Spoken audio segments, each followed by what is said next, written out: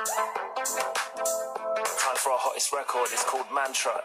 And you're going to hear Annie Mac introducing it. Hottest record in the world tonight is courtesy of Bring Me the Horizon. We are so excited they are back and so excited they are playing their new music on this radio show, and you're going to hear it for the very first time in the world tonight. Ollie Sykes is on the line. Hello. Hello. How are you, love? I'm good, how are you? Really good, thanks. Really excited to be talking to you on the show tonight. We've got loads to get through. Before we play the actual song in question, there's been posters around the UK a lot. A lot of people talking about them, commenting on them with the words, "Do you want to start a cult with me?" Is this anything to do with the song we're about to hear? It is. It's one of the lyrics from the song. So is there an album, and if there is it finished? I don't want to say, because, well, I say I don't want to say, I don't care, but I'm told on this song, and but yeah, we're definitely working on stuff, and we got something exciting to announce in the next couple of days, and I think I've been told if you go on our website, we will have some more information. Okay, so we're about to hear a song called Mantra, which is new from Bring Me the Horizon. What can you tell us about this song, Ollie Sykes, before we play it to the world for the first time? It's basically, we've gone off and we've recorded some stuff, and this felt like the first thing we wanted to show people as our return.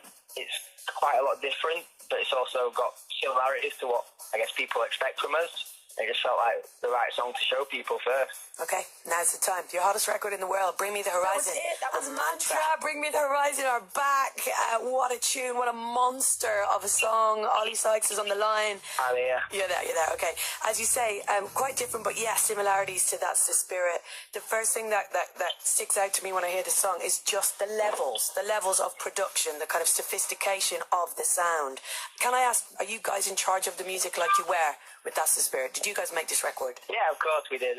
It's all us again. Me and Jordan produced it, and it's written by the band. We had absolutely zero help, even though we'd have probably liked some, to be honest. And yeah, this song came very late in the writing process, because we wrote loads of cool stuff and loads of different stuff, but we were just like, every day we're like, what are we going to show people first? Because we know how it works, you know. We want to always change what we do, and we always want to like write something new and change it up, but we also don't want to alienate everyone that's like joined us along the way and, you know, that supported us from the start or whatever. So That's the Spirit for us. We're like, we wanted to make a record that would get us to a place that we could make this record, if that makes sense. Like, we wanted to make like this big budget, full on mainstream rock album that could really like connect to people that we've never connected to before. And this record was like, we felt like we proved our worth, and now we can do whatever we want.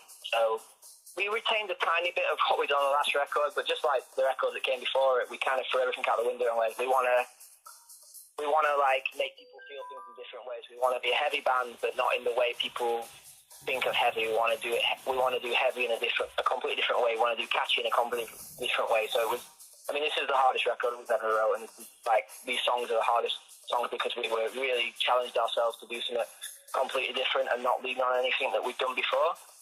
I think in music in general, a lot of times artists put out something new, and it's always the best stuff that you don't get right away. You're like, oh no, this ain't right. This isn't them. This isn't what I know. And then you, after a week or two, or even a month or whatever, you realise, oh, this is amazing. And it's not that it's better than the thing that came before, but it's different. And I think with our fans now, and they expect that of us because we've never done the same record twice. So even though this record is completely different from the last record, it actually has all these hints of the last 6 albums that we've done, more than any other album that we've ever done.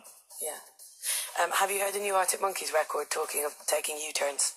Yeah, totally. Did you like that? Yeah, I do. I mean, Arctic Monkeys are actually one of my favourite bands going, which is really weird because I went to school and college with them and everything, and it's really weird because, like, I met Alex like last year at a festival, and he actually remembered me from school. He was like, yo, I've been waiting for ages to meet you. And I was like, no way you remember me. And it was really cool because I was like, this is weird. I'm like inside fanboying, but at the same time, it's like I shouldn't be because I know this guy, I went to school with him and blah, blah, blah. Yeah. And so, Arctic Monkeys, I really admire as a band.